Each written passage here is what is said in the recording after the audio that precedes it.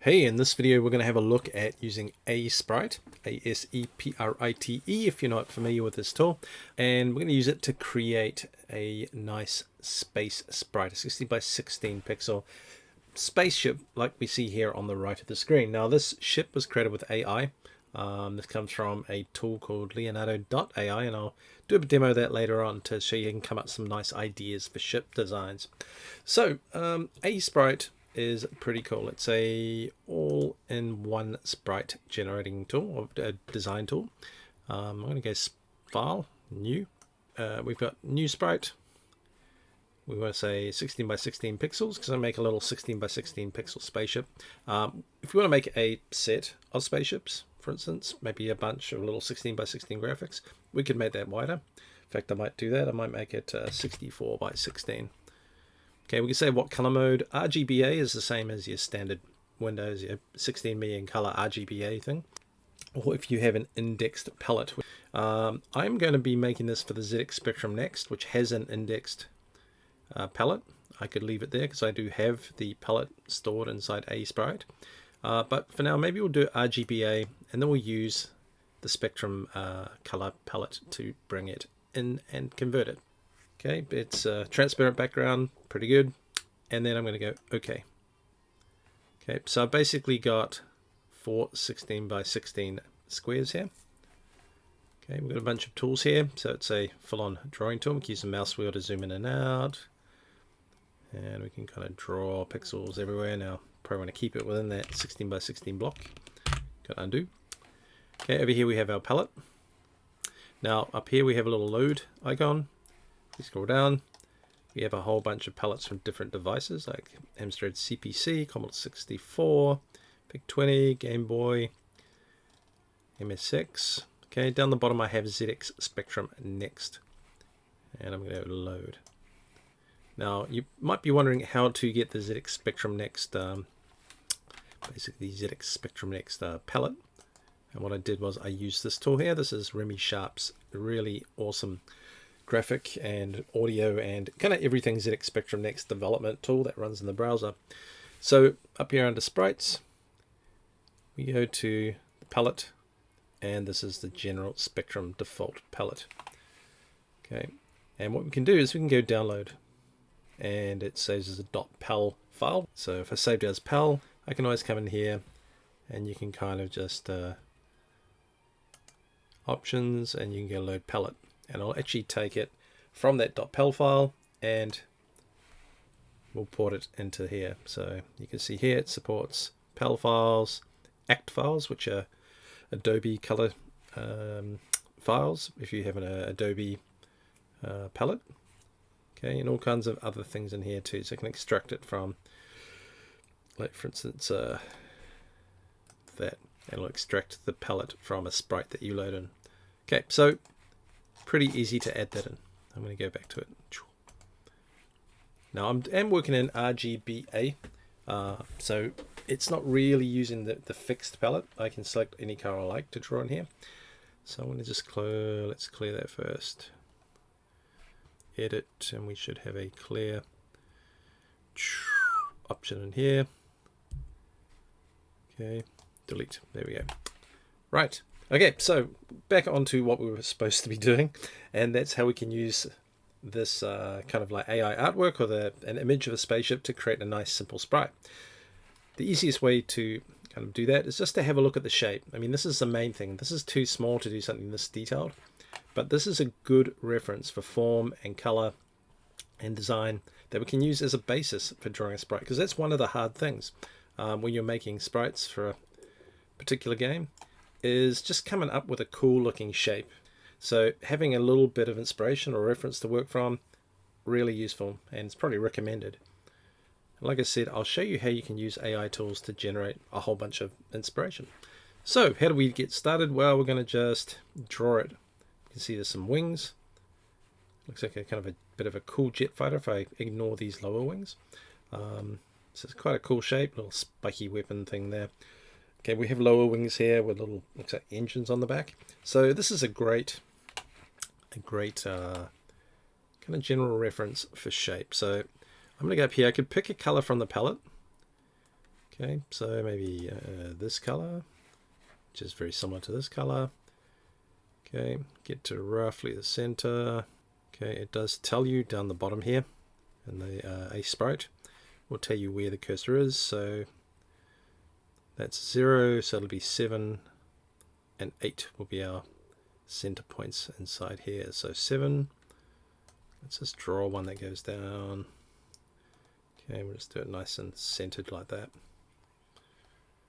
Okay, got like a little bit of wider here, so I'm going to just draw something, using this kind of as a loose guide, just some kind of a cool shape. Okay, and I might just do one that goes down a little bit sticky out there. Okay, it's not going to be an exact duplicate, got little spiky things going on there. Okay, so I'm going to also do these little wings that kind of scoop in and come out. So okay, they're not going to be in a 45-degree angle, so I'm going to go up, down a little. They look like they get a bit wider down here, so this might be a 45-degree angle. Sweet, and I'm just going to just paint in these areas. Okay, so I'm going to change my blue color. Okay, I'm going to get a bit of shading on here because it's quite could have a little bit of 3D kind of feel to it, so it's not just a flat color, unless you like a flat color sprite like that. Okay, I might do, there's a bit of a dark line down the center, so I'll pick a slightly darker blue from my palette here, this one here. Okay, let's do something like that. I'm not going to get too far in there, and I'm going to just if we hold down the Alt key, we can color pick, like in Photoshop. Let's get this blue is slightly darker, so which side? This is in shadow, so I'm going to go down here and do a slightly darker blue, and on the side I'm going to do a slightly lighter blue, which I think would be maybe this one here. Yeah, it's a bit slightly lighter. Okay, I'm going to put them here as well, just to give this kind of like a shaded kind of look like that. Now if you want to see what this looks like normal size, right, at little 16 pixels, down at the bottom here on Aseprite, you've got a little button that says Show Preview. Okay, and that's what it looks like there. We can zoom in, zoom out on that if we want to have a look. Right, so we've got that. Let's have a look at, we've got this kind of one going down here. Okay, now if you wanted to color pick from here, which isn't in the palette, you think, well, I'd kind of like this blue. If I could just get these colors and use them in here, and then maybe, then we ask it to convert it to this palette. Maybe that will be easier to draw. So what you do is go down here if you want to pick from the screen, put your mouse over this color swatch, left click, and then you move your mouse around by holding down the left mouse button, and you see the color picker happens here. But you can also go off the application and down here and then pick a color, and let's just go, let's just do something that looks like that. I'm not doing an exact translation, but these are little wings here. And what I might do is I might also put like a little bit of an engine in there, something maybe around here. So I'm going to hold down left mouse button, hold it, drag it over here, kind of like this yellowy orange color. There we go. Let's draw something like that. Again, I'm just using this as kind of a shape guide more than anything else. Okay, so I'm going to go in, get back to my palette here, why not? Do some like little spiky bits out like that. Okay, it's not exactly the same as that, but let's put a dark blue canopy in there. Maybe a really light blue, kind of like bluish white reflection. Okay, and then I might just add maybe a like slightly lighter highlight down the front there. Okay, and I think on this side, well, we could do a little bit darker maybe. Oh, that's still light. Okay, that's the same color, and that's yeah, it's kind of the same, like that. Okay, and then we have like basically a sprite using this as a reference to design an interesting looking spaceship. So nice way of getting ships out really quick. And you can kind of see straight away that by having a reference, we can quickly bash out something in almost no time because we have a guide to the look we want. Now I'm going to just fill in the background with a bit of black. Okay, so I'm going to use the fill tool in here, which is, I believe, that drop. There we go. There we go. It looks kind of like that. It actually looks pretty cool. Once it's on a black background, it's actually a pretty cool design. Okay, so that's one down. Let's undo the transparency. We'll bring it across and we'll just bring in another design. So what I'll do is, rather than bring in another design here, I'll go and show you how to use this AI tool. The AI tool I'm going to be using is called Leonardo. It's leonardo.ai. You can go sign up there. At the moment, I'm already signed up. You can see I've got app.leonardo.ai, and that's kind of a link to the thing. We've got all kinds of random weird rubbish going on in here because I was spending a little bit of time yesterday just mucking around with kind of ideas. Now, if you haven't used there's some quite cool ones in the CLO collection. Anyway, if you haven't used an AI tool before, one of these generative AI as they're called, they're pretty straightforward, and what you generally do is you just come in and give it a text prompt. So you just put a descriptive text prompt and the AI will try and interpret that and generate the art or some kind of art for you. So you can think of this as a way of art direction. You're basically giving direction to a virtual concept artist and saying, here's what I want, come up with some ideas for me. So you're not so much an artist, but an art director when using a tool like this. Now, it's a great tool for kind of ideas and kind of like reference and things like that. You could go and Google, and normally I would just Google images and find it, collect inspiration and stuff like that. But this way it generates something a bit more unique. So it's not just downloading someone's picture and gluing it together. It's actually generating some kind of more unique design from a whole bunch of training that's had to understand what certain kind of shapes and forms are. So let's have a look. Let's go, what's a good ship? Let's go a sleek jet aircraft from the future, painted in a vibrant red and gold with a single glowing, a single powerful jet engine. Okay. Now what I want it to do is I want to do it as a what we call an orthographic, or a basically flat. So it's not like we'll get rid of, well, attempt to say we don't want anything that's too kind of like perspective-y. We want it to be a top down view, or I should say a top view only. We want maybe a plan view. So we put in some descriptions in here. We put in maybe a few more kind of phrases and terms and everything else. We'll go with that. Okay, so we'll start with this and we'll see where we get. A model is just basically a training system. So basically it's a big chunk of data to generate different kind of art styles. Now I like Leonardo Diffusion because that gives me this really grungy, realistic looking stuff like that blue ship you saw before. So Leonardo Diffusion, that's sweet. We've got our general phrase here and we click generate. Okay, doesn't take too long.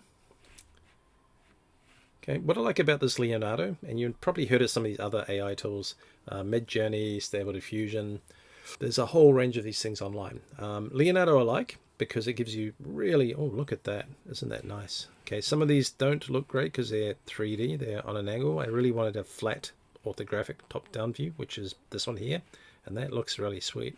But what I like about it is that it's kind of free. And what I mean by free is, well, you are limited per day.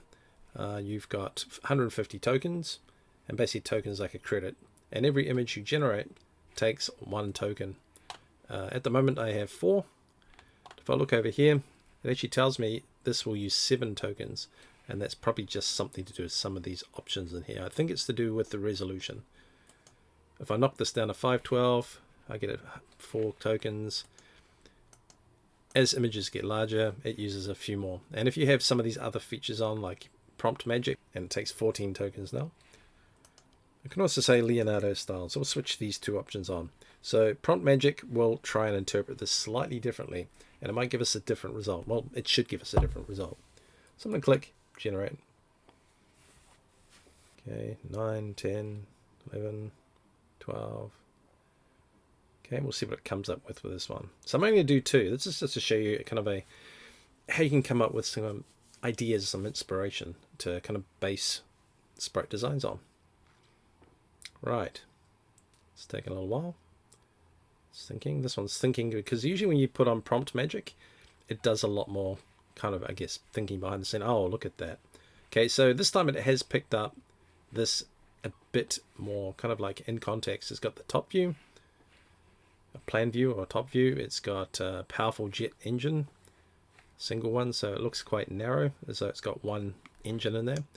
It's a vibrant red and gold, and it's a sleek aircraft from the future, so it's got a very aircrafty look to it. Okay, so this has given us a more accurate kind of interpretation of that one. So let's have a look at these two. I'm going to grab some of these images and I'm going to just use them to make a sprite. And this one here is probably my favorite. I like this. I'm going to click the download button, which will just open it in here. So I'm going to drag this off. Okay, now I'm using, if you haven't seen this before, I'm using an image viewer here that is actually really good if you've got a Windows machine. Unfortunately, it is only Windows. Aseprite, on the other hand, Linux and Mac versions as well. So if you need this tool, it's pretty cool. Okay, so here it is here. So this is called Earth View. Earth View's been around for decades. I love this because it's fast. It's fast. It opens a ton of different image formats. And you can also save out in a bunch of different formats as well. What's also really cool is it actually opens some retro file formats, like even Spectrum SCR files. I'm going to spin this around because I want it pointing up. So press the R key, there we go. Okay, I'm just going to shrink this a bit, make it a bit easier to see. Let's zoom that out a bit. I'm not too fussed about looking super close at it. I just like that shape. Let's bring it over the side here. There we go. Okay, so on my second area here, I'm going to just draw this kind of red, and it's got this big kind of like wide wing with spikes here. It's got some little tails going down there. So let's see if we can kind of come up with something like that. Okay, I'm going to actually color pick from this. So hold down the left mouse button on this color. And let's pick a red. And I'm going to just, oops, I'm on the wrong tool. I'm on the fill tool still. Let's go brush. Okay, I'm going to bring it down. Now I'm not going to worry about having it perfectly match edge to edge. I want to have this nice skinny kind of thing going on here. I might do it right to the top. Okay, I'm going to go, I'm going to bring it down like that. And again, I'm just kind of using this more as a reference guide for shape, because you know that's the pretty straight angular looking.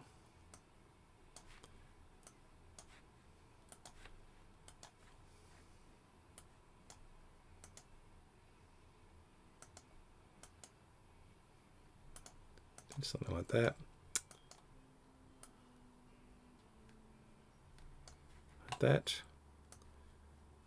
Sweet, I've got a similar shape. It's not exactly the same, but it does mean I can put these down here and have like a little tail out like that, and that's a pretty cool shape too.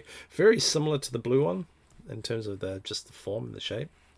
Okay, it's a little high. I might move it down 1 pixel so there's a gap at the top. So I'm going to use the marquee tool inside Aseprite here.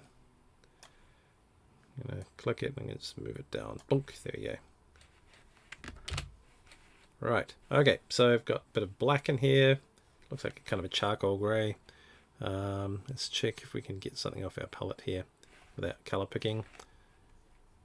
Yeah, it's pretty charcoal greyish. Oops, switch on the right tool might help. Sweet, okay, let's go down. Okay, and I'm going to leave it kind of like that. That looks kind of,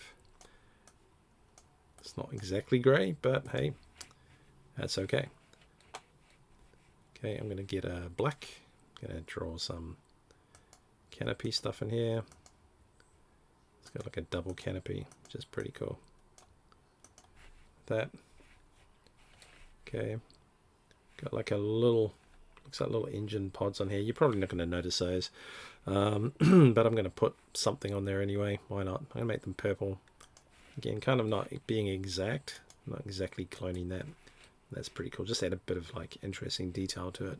Splash of different color. Okay, and like this one, I could put a bit of lighting, not some a bit of lighting. So maybe we'll just put like a little bit of a bright edge on here. So that gives that kind of idea of a little bit of highlight down one side. Let's put it down that one too. On one side like that. Maybe just a little on there. And I might put on that side too. Sweet. Okay, so there's another ship design. I'm going to select the marquee for this one because I'm going to fill in the background with black. Now, because I hadn't got anything selected when I used the fill tool, it filled like the entire chunk. But if I want to just fill in an area with Aseprite, I just select the area using this marquee tool, use the fill tool, paint bucket, and whoops, wrong color. Let's pick black. Done. Okay, and what I might do is pick a really dark blue because I suddenly lose this against the black background. So, whoops. Nope. Nope. Nope. Okay, Control D. We'll just deselect that. Okay, so there's two ship designs right there. Okay, so what we've looked at and what you've seen is basically how to quickly draw stuff, how to use Aseprite to get started. You've seen how to kind of like use reference like that to get some really rough ideas or some inspiration for drawing shapes. And we've had a quick look at Leonardo and generative AI tool and how simple it is to just generate like images, so reference images. Okay, so I've got a few other ones in here and I'll show you this in another video that you can use to make like loading screens and things like that. And go ahead, start making spaceships.